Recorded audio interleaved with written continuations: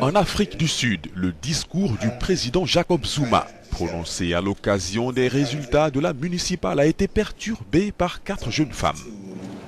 Ces dernières ont brandi des pancartes devant la tribune où se tenait Jacob Zuma pour remettre en relief une affaire de viol dans laquelle le chef de l'État sud-africain avait été impliqué avant d'être finalement blanchi il y a de cela 10 ans. Décidément, l'ANC est en ce moment dans une situation non enviable. Le parti de Nelson Mandela au pouvoir depuis la chute de l'apartheid en 1994 est empêtré dans bon nombre de scandales, sans oublier son recul historique au niveau national dans le cadre de la municipale de ce mois d'août.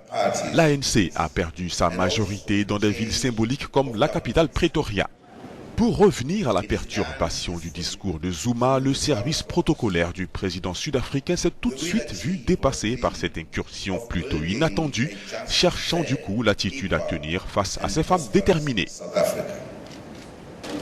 Mais une fois le président Zuma sorti de la salle, ses gardes du corps se sont empressés d'évincer des lieux ces femmes jugées indésirables, et cela de la manière la moins courtoise qui soit.